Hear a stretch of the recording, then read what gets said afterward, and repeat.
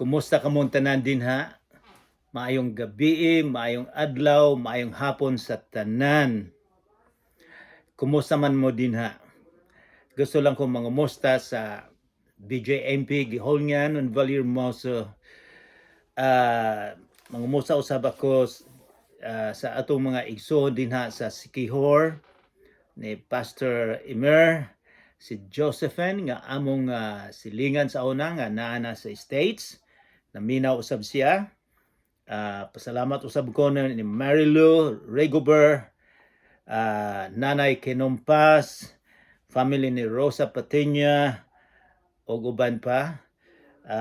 Mangumusta usab ako sa pag-umangkon ni Ricky Sablada. Kumusta mong tanan dinha? Hinaut mo nga maayo lang mo. So sa dili pa kita magsugod, bason og makabisita ko ninyo dinha karong Abril. O kay balo ko nga ang April init kay sa Pilipinas, dire sa amo karong panahon na tugnaw kayo. Pero gusto kong makabisita ninyo og sa akong pagbisita dinha sa BJMP Giholngan ng Valermoso, akong lantawon kung na Antigo ba. Adunay question sa akong pagbisita o basin og aduna po'y sorpresa kung kinsa to'y maka-answer. So, baso na makabisita ko dinha sa inyong lugar. Sa dili pa kita magsugod, atong hangyon ang Ginoo nga magauban ka nato karon, magaampo kita. Amahan namong langit nun, daghang salamat nga imong gipadala ang imong bugtong nga anak aron nga mahimong manluluwas kanamo. Daghang salamat sa imong dako kayong gugma nga imong gihatag ang bugtong nga anak ug nga siya nagpalansang sa cross aron nga maoy mo palit sa among kasalanan. Nga siya ang pinaka-perfect nga Lamb of God. Ang perfect offering, Lord. Daghang salamat. Hinaut paunta nga among masabtan kini aron nga makapahatag og kalipay nga na kanimo. Ginoo, hinaut po tang ubanan mo kami sa among pagtuon karon. Ikaw ang tinuod nga teacher. Hinaut po nga makita namo ang imong dako kay gugma kanamo. Nagahangi usab ako nga among pagtuon karon nga kini makasulod sa among kasing-kasing og makausub sa among paglantaw nga kanimo. Hinaut po nga kini among masabtan nga dili kami magtuon tungod sa relihiyon, kundi gusto namo nga kami makahimog relasyon dinha kanimo, nga kami adunay relasyon. Lord, panalangin na kami karon sa ngalan ni Jesucristo nga among manluluwas. Amen. Sa usang semana, mag-review kita. Sa usang semana atong gitun-an ang bag-ong libro. Nahumanan nato ang Matthew, Marcos, Lucas ug karon. Og sa usang semana gasugod kita sa sinulat ni Juan. Juan nga John the Beloved ang gimahal sa atong Ginoong Jesucristo. So miingon si Juan nga ang tuyo niya kay sa tanang mga writers aduna gid siya goal or aim nganong gisulat. Naagi tuyo. So miingon si Juan gibutang niya didto sa kapitulo 20 ang iyang tuyo gyud. Parihan ni this is good for you ug para sa ako usab. Miingon siya, kini gisulat aron motuo kamo nga si Jesus mao ang Kristo. Ang Kristo, Misaya or manluluwas, ang anak sa Dios. Ug nga sa pagtuo makabaton kamo kinabuhi diha sa iyang ngalan. So wala na di ay lain nga kita makabaton og kinabuhi nga walay katapusan. Zoe mao na gikan sa Grego, sa ngalan lang sa atong Ginoong Kristo. Wala na day lain. Dili ang atong relihiyon, dili ang atong pagkabutan, dili ang atong pagka-relihiyoso nga sige tang simba, dili di ay ang atong membership sa relihiyon, kundi ang atong relasyon sa atong Ginoo. Ginoo ang atong dakong pagtuo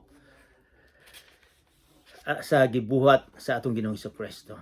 So, mag-review kita og jutay dito sa kapitulo 1 sa Juan.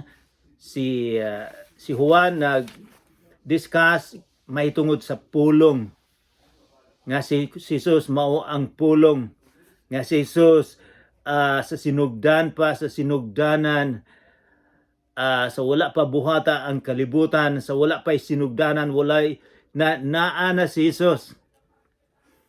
O siya ang gabuhat sa kalibutan.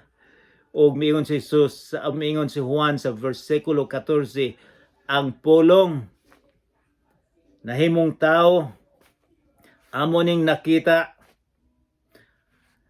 amo siyang nadungog, amo siyang nakauban for 33 years. For 3 years nakauban nila si Jesus. O si Juan sa pagsulat niya sa libro niyang unang Juan, mingon siya, amo siyang naghikap sa among kamot. Amo siyang nadungog sa among dalunggan. Amo siyang nakita sa among mga mata. Ang Kristo nakita niya. Og nganong gisulat man usab ni Juan? Kay ang nahitabo God, kini gisulat ni Juan pagkatapos og 50 ka tuig nga namatay ang atong Ginoong Kristo. O nasulat na usab ang Matthew, Marcos, Lucas. Apan sa 50 ka tuig dinhay mga Kristohanon nga lain ang ilang paglantaw ni Jesus. Miingon sila, si Jesus kumplitong Ginoo lang, wala nay lain. Ang uban miingon nga si Jesus tao lang na. Di sila mo to. Ang uban miingon usab nga murag gilamat lang. Dili gyud tao si Jesus. Murag gilamat nila ang mga disipulo. It seems miingon sila apan murag nagdamgo lang sila. Kay ang Ginoo dili mahimong tao. Physical dili mao ilang paglantaw. So kini gisulat ni Juan nga miingon nga kanang pulong amo gyung nakita na si Jesus amo nakita, nakapta namo, nadungog namo. So mao nay gustong ebidensya nga ihatag ni Juan. O so magsugod na kita sa pagbasa atong abrihan ang sinulat ni Juan kapitulo 1. Magsugod kita sa versikulo 14. So bantayan nato nga kining Juan nga gisulti niya karon sa versikulo 15 mao ni si Juan Bautista nga mao nagbautismo sa atong Ginoong Kristo. So ayaw mo paglibog na ang gasulat si Juan the Beloved sa in English. O siya ang disipulo si Jesus. Kini si Juan Bautista ang gikan ni ining versikulo 15. Siya ang bautismo sa atong Ginoong Kristo. So guys, naana mo dinha sa sinulat ni Juan kapitulo 1 versikulo 15. Si Juan naghimog panghimatuod witness, testimony. May tungod kaniya ang atong Ginoong Kristo. Og misinggit nga nag-ingon, misinggit ang style niya sa iyang pagsermon didto sa awaaw nga lugar sa disyerto, murag misinggit siya. Ngano ni giingon?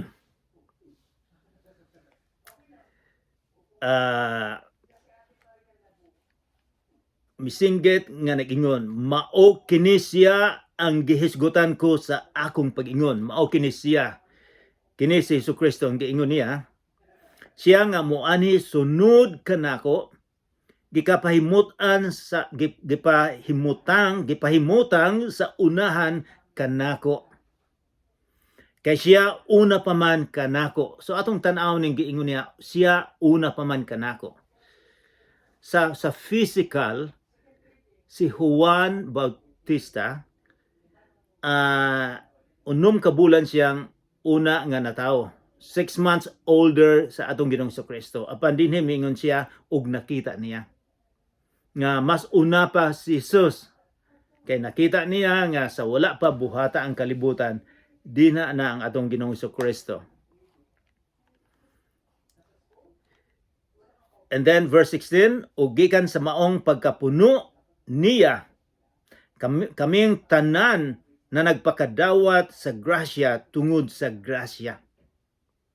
Kay ang kasuguan, versikulo 17, kay ang kasuguan gihatag pinaagi kang Moises, 10 Commandments. Apan ang gihimo sa 10 Commandments sa mga relihiyoso, sa mga Hudiyo, after many years, mga sobra sa pila kagatus ka tuig, ang pulo ka kasugo nahimo ng 613 na balaod. Nagidaghan na nila. Mingon siya, kay ang kasuguan gihatag pinagi kang Moses. Apan, mingon siya, apan ang grasya ug ang kamatuoran miabot pinaagi kang Kristo.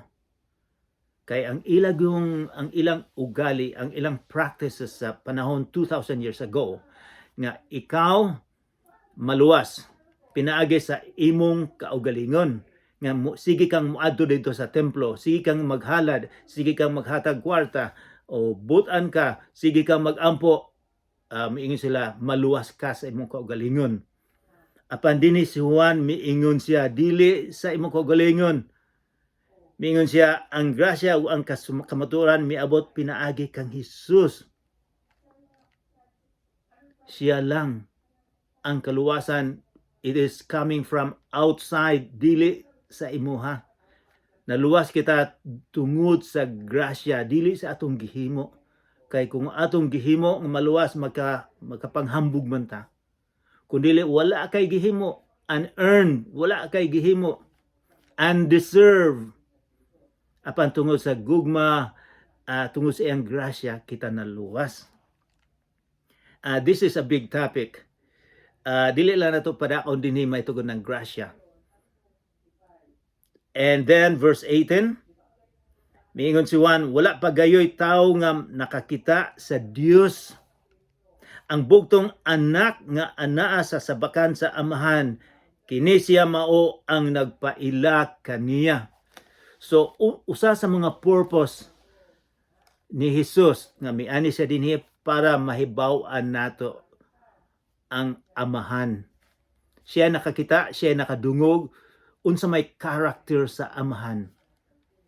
Mao nay buot ipasabot nga makita nato nga wala pa nakakita, apan kung makita nato si Jesus, naghatag sa example nga atong mahibawan ng amahan. Ang iyang pagkagugma si Jesus. Makita nato ang power sa atong Ginoong Kristo. Milakaw sa dagat, nagpakaon og pila ka libo mga masakiton, giayo niya, dinhay mga patay nga iyang giayo. So makita nato ang power sa Ginoo o ang iyang pagpasaylo, makita ang atong Ginoong Amahan mapasayloon, makita nato na ni Jesus mahigugmaon. Og si Jesus atong usang makita nga adunay justice. Di lang puno sa gugma kundi naay balanse justice. Kung dili ka mutuo mosalig kaniya, aduna usay justice, adunay hukmanan. Okay. Versikulo ang pagpamatod ni Juan nga Bautista. Pagpamatod, witness, testimony, testimonyo, mao ni gihimo ni Juan. Versikulo 19. O mao kini ang gipanghimatuod ni Juan, witness, evidence, testimony ni Juan sa diha nga gipadala kaniya sa mga Hudiyo ang mga saserdote o ang mga Levites gikan sa Jerusalem aron pagpangutana kaniya. So, dining sitwasyon na verse 19, ang central opisina nila sa mga Hudiyo nga naa sa Jerusalem na ang ilang ang mga sorry,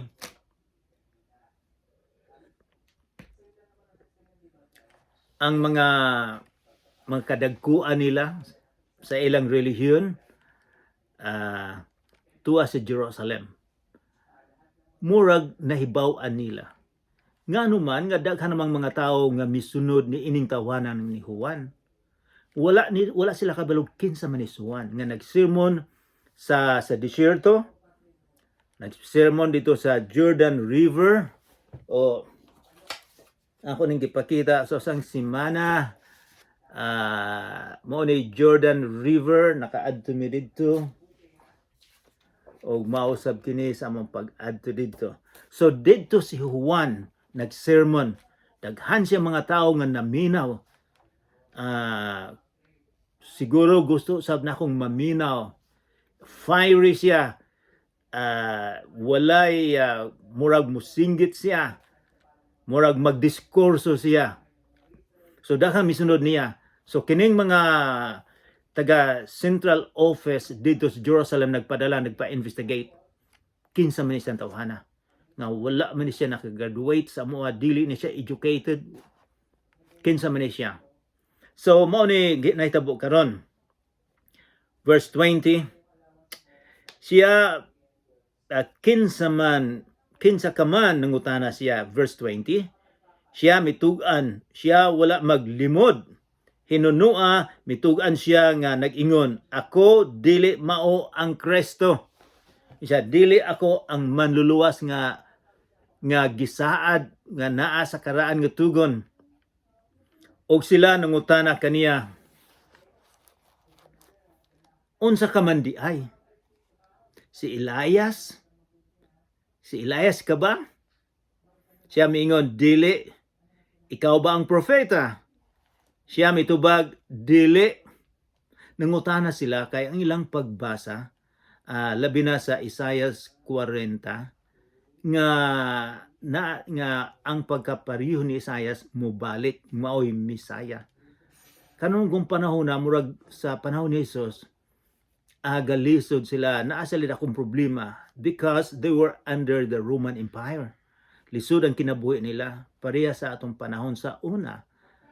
Under kita sa mga Espanyol, daghang revolusyon nato, wa ta malipay. Sila usab gusto gyud nga magrevolusyon. In fact, nagrevolusyon sila. Naguba sila. AD 70, naguba ang Jerusalem.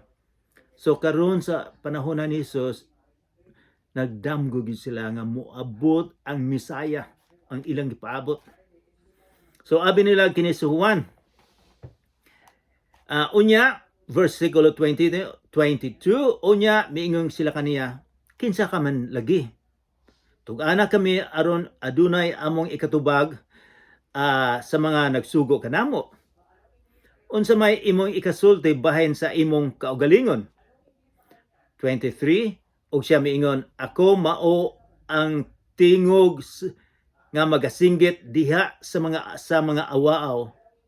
Tulira ninyo ang agianan sa Ginoo, miingon siya, ang agianan sa Ginoo. Tulira ninyo kay ang Misaya, ang Ginoo, si Jesus. Tulira ninyo ang agianan si Ginoo, sumala sa giingon ni Isaias nga propeta sa kapitulo 40 sa sinulat ni Isaias. So iyang gikutlo nga ang Ginoo mo anhi, siya ang magpreparar. Dinhi atong makita nga wala siya miingon nga si Jesus. Apan kung basahon nato ang konteksto sa kapitulo 1, mahibawa nato nga ang buting ipasabot si Jesus. Mao ni importante nga magtuon sa Biblia, nga dili maglukso-lukso kung haing dapita nga gi-memorize ang ubang bersikulo lang, apan wala kay balog unsay but ipasabot ang atong pagtuon verse by verse. So maklaro gyud nato gusto. And then versikulo 24, og kini sila mga sinugo gikan sa mga Fariseo, og sila nangutana kaniya, nan nganong nagpang bautismo ka man? nga dili ka man di ay mao ang Kristo o ni Isayas ni propeta nganong nagpabaptize ka man, wala kay katungod, wala kay lisensya gikan kanamo, mao nay buti pasabot, and then unsa man ang baptize, kitang tanan murag nahibalos baptize. Pero sa unang panahon sa atong Ginoong Hesukristo, sa panahon sa mga Hudiyo 2,000 years ago, nagpractice na po sila baptism. Dili lang ang Christianity ang naantigo, dugay na. Ang ila dito kung ikaw nakahawak ka, nakakaput kag patay, dili ka pwedeng makaadto dito sa templo. Kinahanglan magbaptismo ka sa kaugalingon nimo. Naay dito among nakita naay gamay nga murag swimming pool, didto ka. Murag malimpyuhan ka, physical nga limpyo, and then mo adto ka dito sa templo aron makasimba na ka. Or ang ikaduha nga baptism usab, ang baptism nila ilunod gyud. Ang baptism usab pananglitan ang usa ka hintil mahimong Hudiyo kinahanglan baptismuhan. Sa New Testament usab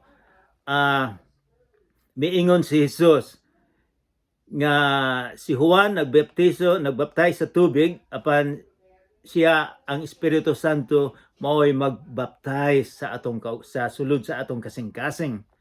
Di na po'y usa ka istorya, di na nahitabo, usa ka eunuch nga taga Ethiopia nga gikan sa Jerusalem, nagsakay siya sa iyang chariot, sa iyang tartanilya, o nagbasa siya sa Bible sa karantugon. Si Philip nga Kristohano nangutana, nakasabot ba ka sa imong gibasa? Miingon ng eunuch kining opisyal sa Ethiopia, wala ko makaibalo. Mahimo ba nga imo kong tudluan? So giexplikahan ni Philip mahitungod sa atong Ginoong Hesukristo nga si Jesus ang gisaad. Nahibalo ba mo unsay gisulti dayon sa eunuch? Naay tubig, ibaptize mo ako. So mao nay usa sa mga theology sa baptism. Apa nahibalo usab ako nga naay mabaptize nga sprinkle. So may gisulti, nangutana sila. Ug sila nagsinugo. And then versikulo 26. Og si Juan mitubag kanila. Ako nagpangbautismo sa tubig. Apan diha sa taliwala ninyo anaay nagatindog nga wala ninyo hiilhi. Kinsa maning tawhana? 27. Siya nga mao ang magaani sunod kanako. Sa kang kinsang higot sa sapin or higot sa sapatos, ako dili ganit takos sa paghubad. Nahibalo ba mo nga ang maghubad sa sapatos pagsulod nimo mga sulugoon, mga ulipon. Mo na ilang trabaho. Ito si Juan miingon siya, ako dili takos gani nga muhubad. Sobra pa siya sa ulipon. Nga di siya takos nga muhubad sa sandalyas sa atong Ginoong Hesukristo. Kini didto mahitabo sa Betania, tabok sa Jordan, diin si Juan nagpangbautismo. So, nakabaluta og gamay mahitungod sa miingon si Juan nga dili siya takos. Dako ang paglantaw niya sa atong Ginoong Hesukristo. Nakahibalo siya og kinsa ni Jesus. Versikulo 29. Mingon siya, tanawa ang kordero sa Dios. So mao ni topic, tanawa ang kordero sa Dios. Ikaw ako sa mga Cebuano murag jutay lang siguro ang nahibalog unsay kordero sa Dios. Kini sa in English, Lamb of God. Kordero or karnero, nati nga karnero sa Ginoo. So kinsa maning nati nga karnero sa Ginoo. Pero atong tunaan ang religious background ani, unsa maning nati nga nung importante man ni. Ato na ning natunan nga sa sulod sa usa ka tuig ang mga Hudiyo moadto sa templo, mag-offer sila, maghalad sila og nati nga karnero nga puti kaayo, walay samad, walay piang. Perfect. Dito ilang ihalad aron ang ilang sala mawala.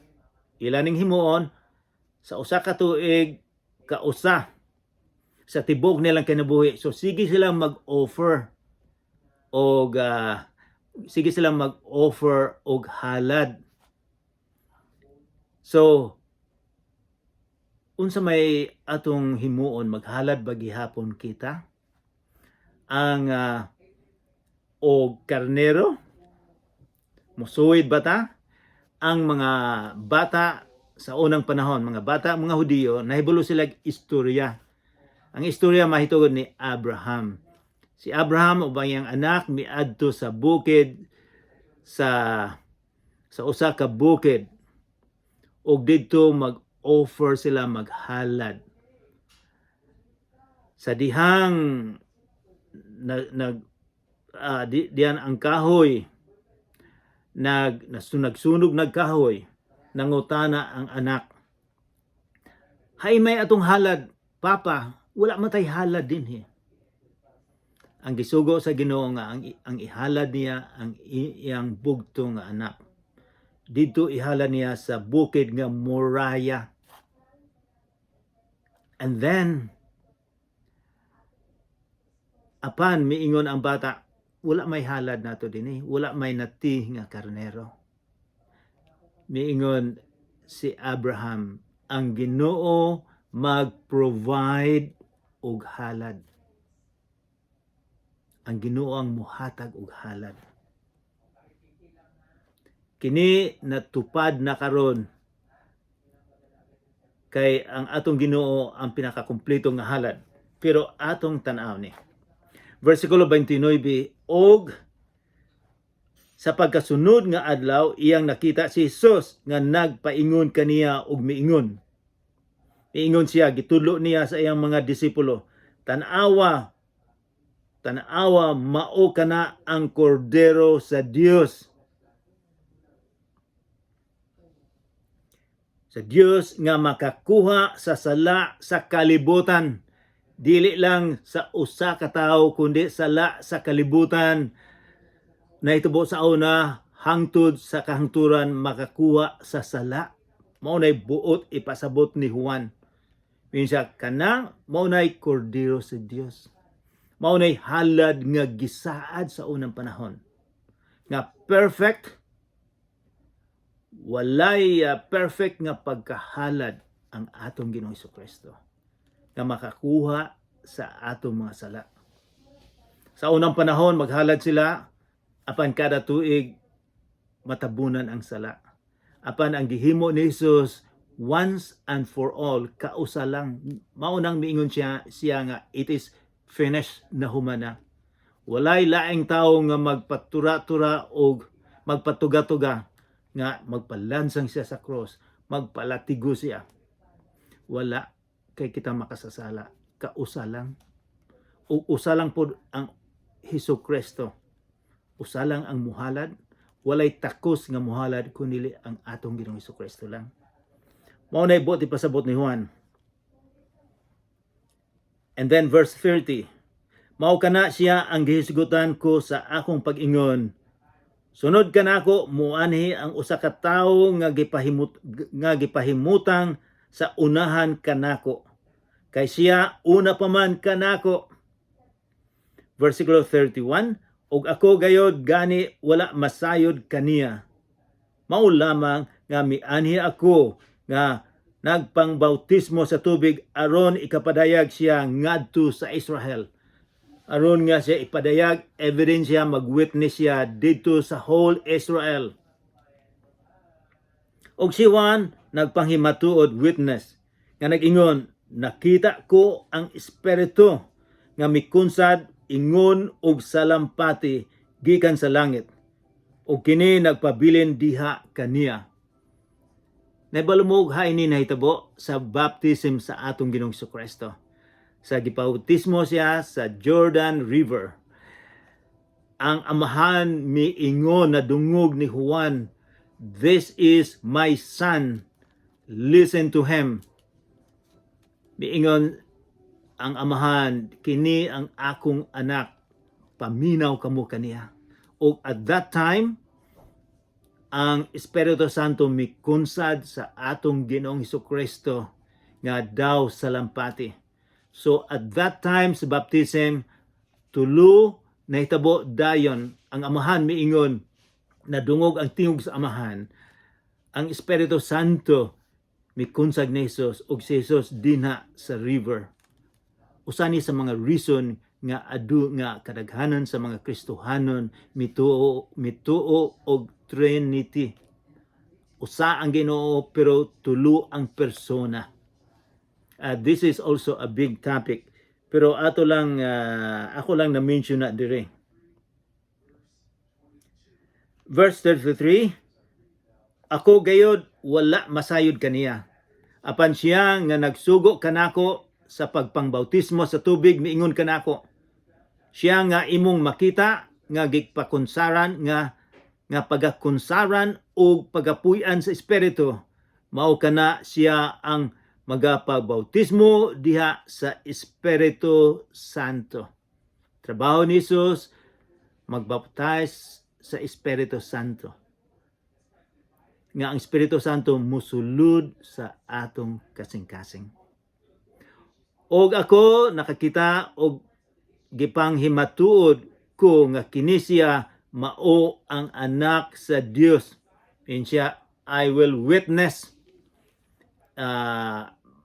nga kini siya anak sa Ginoo. Nakita niya, nadungog niya ang boses, ang tingog sa amahan, nakita niya ang Espiritu Santo daw salampati, nakita ni Jesus. Mingin siya, nag-witness ko nga nakita ko na. Nga kini siya gyud ang anak sa Ginoo. And then, verse 35, og sa pagkasunod nga adlaw, dito na usab si Juan, nagtindog uban sa duha sa iyang mga tinunan. Og siya mitan-aw kang Hesus samtang kini naglakaw og paingon, og siya paingon, "Tan-awa mao kana ang kordero sa Dios." Miingon si Juan, kana ang halad, kana ang karnero nga gikan sa langit nga ihalad. Kausalang nga ihalad. 37, ug ang duha ka mga tinun-an nakadungog kaniya sa iyang pagsulti niini, ug sila minunot kang Hesus. Og si Hesus milingi og iyang nakita sila og na nagsunod kaniya, og siya miingon kanila, "Unsay inyong gipangita?" Og sila miingon kaniya, "Rabbi," o Rabbi sa Binisaya, "sa ato pa magtutudlo? Diin ka ba magpuyo?" Verse 39, og siya miingon kanila, "Umari kamo og makita ninyo." Og sila miadto og ilang nakita ang iyang gipuy-an. Og sila mipabilin uban kaniya ni anang adlaw, kay kadto may ikanapulo naman ang takna, 4:00 sa hapon. Usa sa duha nga nakadungog sa pagsulti ni Juan og misunod kang Hesus mao si Andres nga igsoon ni Simon Pedro, og iyang verse 41, og iyang nakaplagan pag-una ang iyang igsoon nga si Simon, og miingon kaniya, "Ikahibalag namo ang Misayas nga sa ato pa Kristo." 42, og iyang gidala siya ngadto kang Hesus, og si Jesus misud-ong kaniya og miingon, "Ikaw di ay si Simon, ang anak ni Juan. Pagatawgon ikaw nga Cephas, sa ato pa Pedro." So mao ni unang mga disipulo sa atong Ginoong Kristo. Sila dili sila mga sikat sa katilingban, dili sila mga sikat nga nag-eskwela sa sikat nga university sa Cebu, Manila, or Dumaguete, Silliman. Sila lang misunod sa atong Ginoong Kristo. Sila nagpaulipon sa atong Ginoong Kristo. Sila nahimong servant sa atong Ginoong Kristo. Ug sila gigamit. So mao nay usa sa mga principle nga gamiton kita sa Ginoo kung kita mapainubsanon, kung atong gilantaw, kung kita nahimong tumutuo sa atong Ginoong Kristo. Bisag dili ka educated, dili ka taas ang imong nakabot sa kinabuhi. Kay equal ang tanan. So unsa may atong himuon niini? Si Jesus, mituo ba mo, misalig ba mo nga ang imong sala, nga ang dugo nga gipaagas sa atong Ginoong Kristo didto sa Kalbaryo makapalimpyo ka nato? Musalig ba kita sa iyang gihimo? Musunod ba kita sa iyang gitudlo? Ikaw ang makadesisyon niini. Mag-ampo kita. Amahan namong langit nun, daghang salamat sa mga pulong nga among nantiguhan karon. Hinaut po unta nga dili lang kini nga mantigo kami sa among hunauna, kundili sa gawa sa among usab nga kinabuhi. Nga kami unta magprotas nga adunay epekto sa among kinabuhi. Lord, pasayloa kami sa among mga sala, kay kami makasasala lamang. Nagaampo usab ako sa mga tawo karon nga adunay problema sa kinabuhi.